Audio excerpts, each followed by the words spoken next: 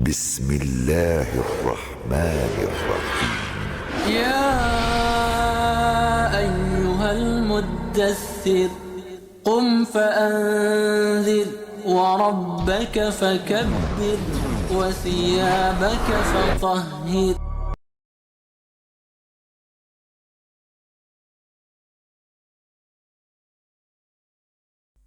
Assalamualaikum warahmatullahi wabarakatuh. Para pemirsa yang dirahmati Allah, kita ketemu kembali dalam kajian rasionalitas Qurani bersama Bapak Haji Iswan Muhammad Isa. Kajian kita kali ini kita akan membahas tentang fakta dan realitas dalam kehidupan. Dari berbagai tema yang kita diskusikan, dan terakhir tentang siklus kesadaran makna dan siklus kesejarahan, tampaknya dunia matriks di mana kita hidup ini hanya merupakan momen-momen sesaat yang terus bersiklus. Dengan perkataan lain, dunia matriks kehidupan kita ini hanyalah kumpulan fakta-fakta yang kita persepsi dan kita wujudkan dalam pemikiran, tindakan, dan penilaian sebatas apa yang kita ketahui. Padahal jika kita pahami siklus kesadaran makna dan siklus kesadaran, ternyata ada atau banyak sekali realitas lain yang tidak kita pahami. Bagaimana rasionalitas Qurani memandang hal ini, Pak Iswan? Makasih Pak Jul. Assalamualaikum warahmatullahi wabarakatuh.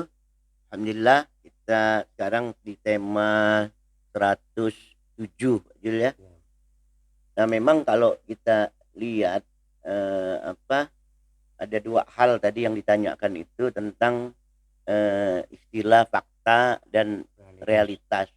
Nah dalam hal ini mungkin pertama yang perlu saya ingin jelaskan dulu tentang istilah. Jadi disebutkan ada fakta, ada realitas gitu. Nah selama ini kita kita lah, saya mungkin selama ini di antara kita kadang-kadang cukup hanya menyamakan saja gitu. Menyamakan saja bahwa ya fakta itu kurang lebih ya samalah dengan realitas kenyataan-kenyataan yang ada gitu. Nah, sebenarnya dua kata ini adalah dua hal yang berbeda gitu. Nah, fakta itu kalau fakta itu sebenarnya adalah segala kejadian, segala fenomena, segala hal-hal yang momen-momen ataupun peristiwa yang dapat kita persepsi, kita dengan persepsi itu kita mengambil kesimpulan. Nah, ini fakta gitu. Nah, sedangkan realitas itu adalah kebenaran yang sesungguhnya di balik fakta. Nah, jadi ada dua hal, fakta apa yang sederhananya, fakta apa yang kita lihat, sedangkan realitas apa sebenarnya yang ada di balik fakta yang kita lihat itu gitu. Nah, jadi sebenarnya ketika kita memahami satu fenomena, suatu yang dapat kita persepsi, suatu peristiwa, ketika berusaha kita berpikir, kita memahami bertindak ataupun menilai sesuatu terhadap fenomena yang kita yang ditangkap oleh alat reseptivitas kita itu, sebenarnya kita mencari realitas yang sebenarnya yang ada di dalam fakta-fakta tersebut gitu. Nah, itu yang pertama gitu. Nah, yang kedua fakta seperti yang tadi Pak Jul sebutkan bahwa di dalam hidup ini kita ada momen, ada peristiwa begitu. Nah, fakta ini adalah momen-momen. Artinya momen-momen masa kini karena dia sedang terjadi kan, masa kini tapi dia terus berubah. Jadi momen-momen sesaat saja. Ketika Pak Jul mengedipkan mata, nah itulah momen-momen yang terjadi ketika itu. Nah, mata selanjutnya sudah momen-momen lain lagi. Nah, jadi kalau kita lihat sebenarnya jadi fakta-fakta ini adalah apa ya? Fakta-fakta ini adalah momen-momen yang bergerak, yang menghubungkan antara garis atau keadaan masa lalu menuju masa depan. Nah, jadi fakta ini dia selalu bergerak sehingga yang dilewatinya menjadi masa lalu, yang akan ditujunya menjadi masa depan. Nah, inilah yang dapat kita pahami dari dua makna kata ini. Kalau begitu, apa yang kita pikirkan, kita lakukan, dan yang kita nilai terhadap fakta yang kita persepsi bisa saja keliru. Ya jelas. Jadi kalau kita lihat kalau kita dalam sehari-hari lah ya, itu bisa saja keliru. Misalnya saya melihat Pak Jul berjalan. Berarti ketika Pak Jul berjalan kan Pak Jul meninggalkan masa lalunya menuju masa depan. Saya mengamati Pak Jul yang lagi berjalan gitu. Nah, hasil pengamatan saya, pengetahuan saya terhadap Pak Jul ini, terus saya mengambil kesimpulan, oh, Pak Jul dari kantor ternyata sekarang sedang berjalan menuju untuk pulang ke rumah. Itu persepsi saya. Nah, bisa saja ternyata yang sebenarnya Pak Jul itu tadi dari mall mau pulang ke kantor gitu. Nah, ini yang bisa salah. Nah, di dalam hukum, di dalam penerapan hukum, nah ini yang kadang-kadang terjadi perdebatan antara penuntut sama pengacara pembela misalnya begitu, karena mungkin para penuntut itu melihat fakta-fakta saja, sedangkan pembela berusaha mencari realitasnya gitu. Misalnya ada orang, misalnya kita berjalan terus di tempat sepi kita melihat ada orang yang tertikam dan di situ orang itu meninggal. Nah, karena kita melihat orang itu, kita atau teman kita kenal, kita kasihan kan, kita pegang, kita berusaha menolong, mungkin pisaunya kita cabut supaya di persepsi kita jangan sakit gitu. Nah, kebetulan ada orang lewat gitu. Nah, ketika orang lewat melihat itu, persepsi orang itu, kitalah yang membunuhnya, atau polisi yang melihat menanya saksi itu, kitalah yang, padahal yang dilihatnya adalah fakta-fakta yang ada di dalam itu, padahal realitas yang sebenarnya ternyata bukan, kita mau menolong. Nah, tapi kita tetap saja oleh hukum misalnya dihukum gitu. Nah, inilah hukum-hukum dunia itu sebenarnya hanya melihat fakta-fakta saja, tidak melihat realitas yang sebenarnya. Nah, mungkin di dalam persidangan kan selalu dikatakan berdasarkan fakta. Nah, tapi yang diperjuangkan oleh pembela ini adalah realitas yang sebenarnya, yang mungkin saja tidak diketahui oleh para penegak hukum itu gitu. Nah, jadi realitas yang sebenarnya itu adalah, kalau kita mau betul, berarti harus realitas yang sebenarnya itu ada kesesuaian antara fakta-fakta yang terjadi, fakta-fakta tadi seperti Pak Jul yang berjalan tadi, dengan realitas masa lalu. Nah, ini harus ada kesesuaian. Nah, terus dengan realitas masa depan. Nah, ini yang itulah kebenaran yang sesungguhnya yang kita cari gitu. Atau paling tidak apa yang kita persepsikan tuh tidak jauh-jauh amat lah dia menuju kan tadi menuju ke realitas masa depan. Ya, setidaknya menuju yang istilah kita kebenaran asimptosis, atau vektor-vektor kebenaran yang sedang bergeraklah menuju suatu kebenaran yang kita harapkan gitu. Jika Al-Quran diyakini sebagai suatu kebenaran yang disampaikan Allah melalui Nabi SAW, apakah Al-Quran menginformasikan hal ini, Pak Iswan? Nah, kalau kita lihat tadi kan ada masa lalu, realitas yang sebenarnya kita kita hidup ini masa kini, terus ada realitas masa depan gitu. Nah, jadi kalau kita lihat di Al-Quran Al-Qur'an ini memandang manusia memandang dunia yang Al-Qur'an ini di dalam dunia yang kita hidup ini sebagai yang kita rasakan, kita sebagai manusia ini kita merasakan, kita mengalami, kita mengetahui. Jadi menurut Al-Qur'an ya ini momen-momen yang ada saat ini kita ini.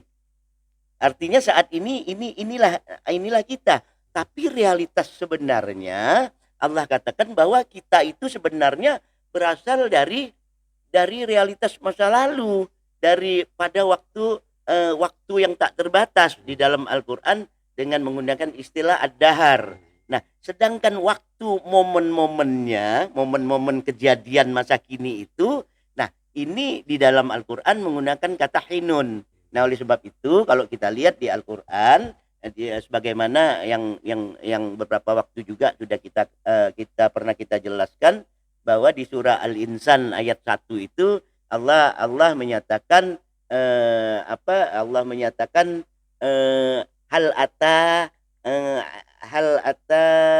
alal insan, telah datang pada diri suatu manusia itu hinun momen-momen manusia itu minad dahri, artinya dari masa yang lalu yang ketika itu lam yakun syai'an masgura. Jadi kita ini berasal sebenarnya dari sesuatu yang dulu yang belum disebut. Nah, sekarang kita menjadi ada. Nah, Al-Insan ayat 1 ini menjelaskan bahwa momen kita saat ini adalah lanjutan-lanjutan momen daripada masa lalu, sehingga kita ada saat masa kini gitu. Bagaimana tentang realitas manusia di masa depan? Nah, kalau Al-Insan ayat 1 tadi kan menggambarkan bahwa kita ini adalah momen-momen masa lalu.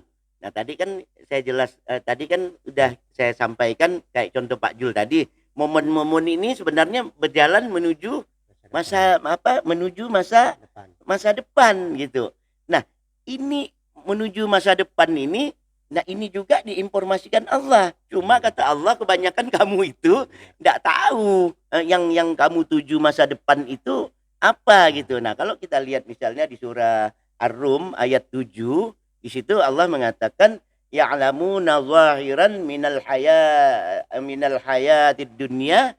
Terus Allah katakan wahum manil akhirah hum ghafilun. Jadi Allah katakan bahwa kita mereka manusia ini kita hanya tahu yang zahir aja, fakta-fakta yang ada, yang tampak, yang dapat kita dari kehidupan kita di dunia ini. Nah, sedangkan nanti kehidupan di akhir dalam perjalanan yang kita tuju tadi, nah sebenarnya kalian itu banyak yang tidak mengetahui apa-apa kata Allah. Nah, ayat ini menjelaskan bahwa Allah memberikan informasi, kebanyakan kita manusia ini hanya mengetahui hal-hal yang zahir, yang hanya dapat kita persepsi. Nah, selebih dari itu, nah kamu banyak yang tidak tahu kata Allah. Nah, dunia matrik ini dunia matrik ini adalah dunia zahir.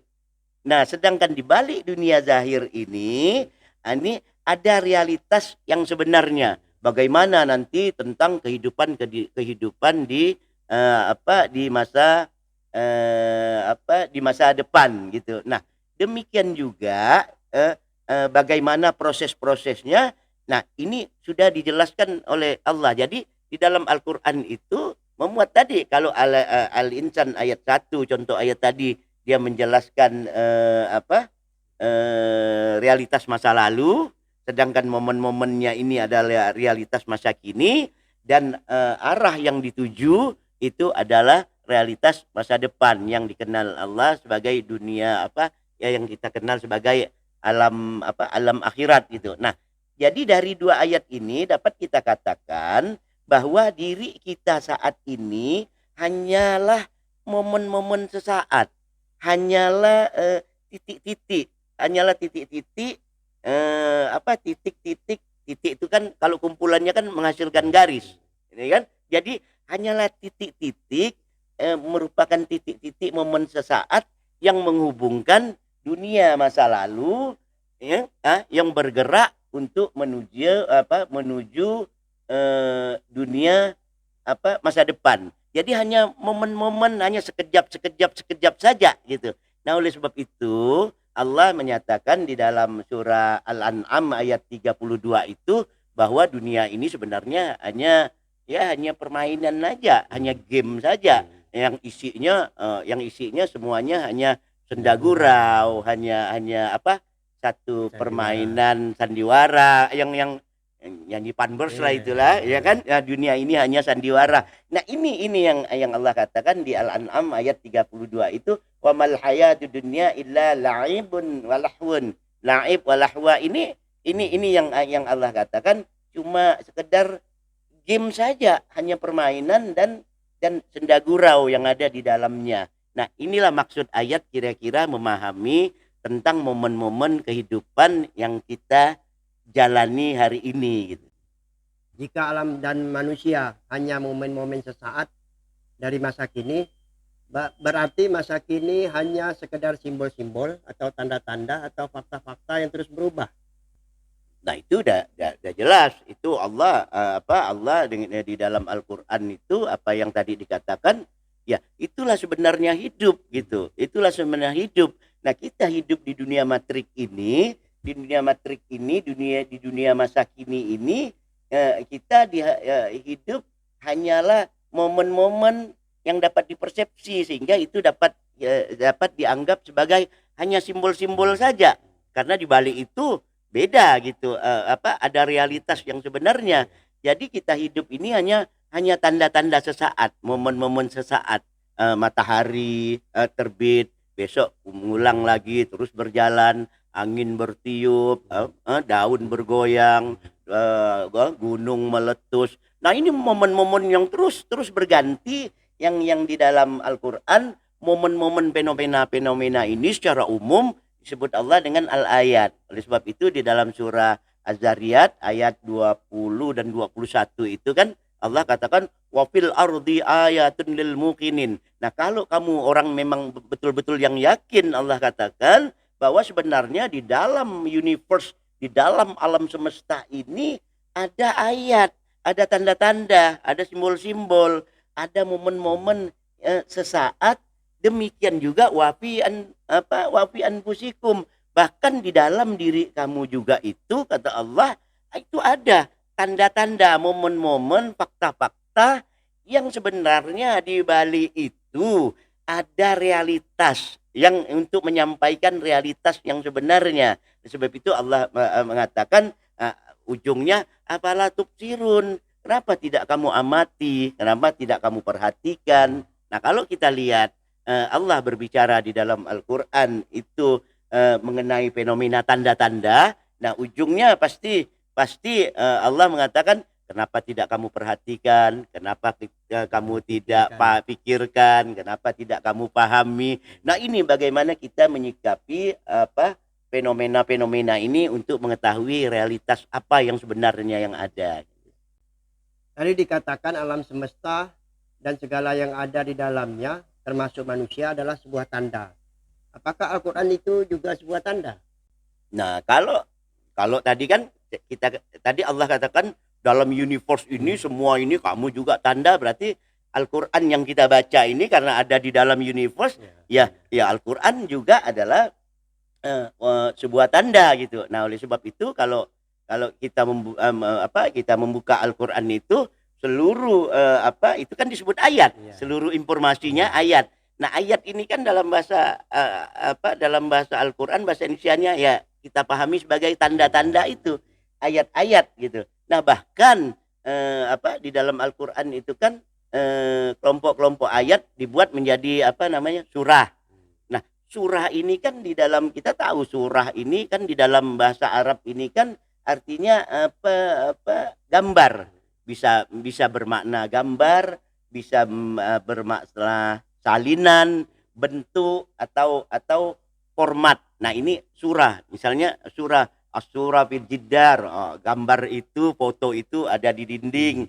Nah, Nah, foto surah ini kan gambar juga. Gambar saya itu kan tanda yang menunjukkan adanya realitas saya gitu. Nah, ayat-ayat ini juga yang dikelompok-kelompokkan ini bahkan disebut Allah juga disebut kita sebut juga dikodifikasi itu namanya surah. Artinya semua makna daripada surah ini merujuk pada makna tanda tadi, makna pada makna realitas gitu, merujuk pada realitas. Jadi sebenarnya makna umum dari sebuah tanda ini atau representasi ini itu adalah untuk untuk memberikan suatu kode, suatu tanda-tanda, suatu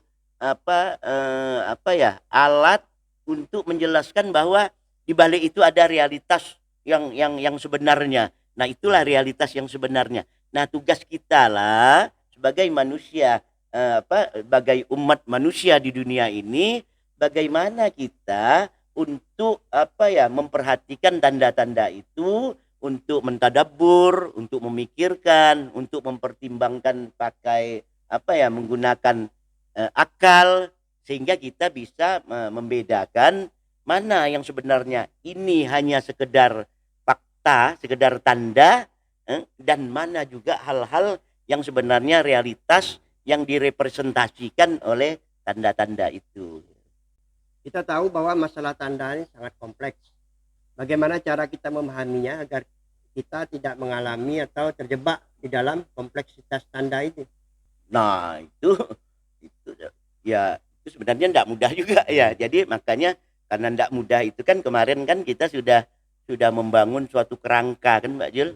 Kita sudah membangun suatu kerangka dari perspektif rasionalitas Quran, dan kerangka itu beberapa tema juga sudah kita sampaikan dan kita buktikan juga bahwa siklus yang kita bentuk ini sebenarnya untuk menilai fakta-fakta yang kita jalani.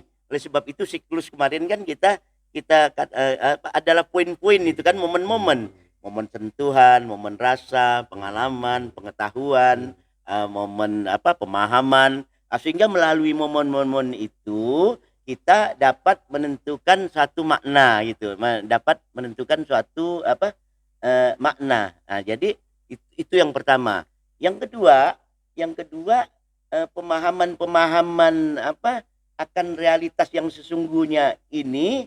Jadi kalau dari momen-momen tadi sebenarnya berarti kan hasil dari proses dari suatu proses yang kita sebut kemarin proses kesadaran makna, proses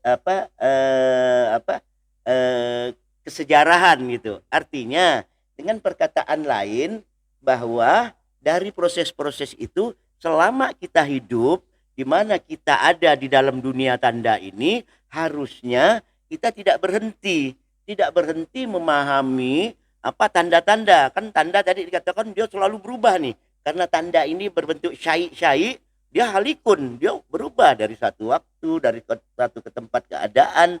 Nah, untuk memahami itu kita pun tidak boleh berhenti. Jadi siklus itu ketika kita sampai kepada satu makna, kita harus melihat lagi apa yang timbul di luar itu yang bisa kita maknai lagi. Nah, ini harus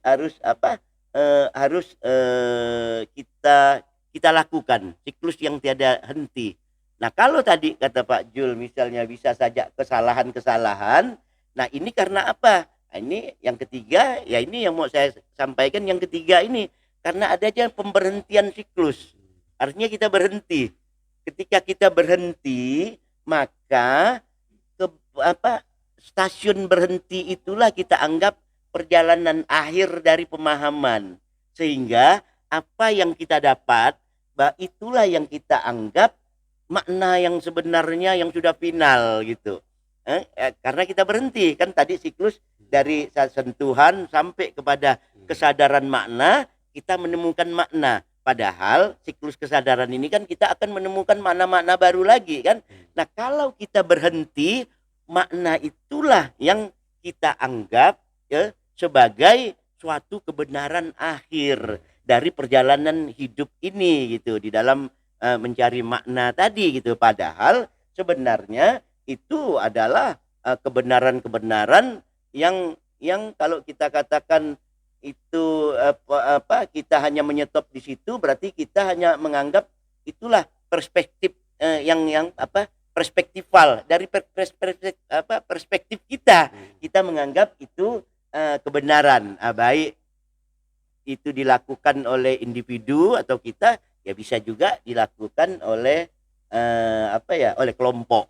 Nah, jadi bisa saja salah. Kenapa bisa saja salah?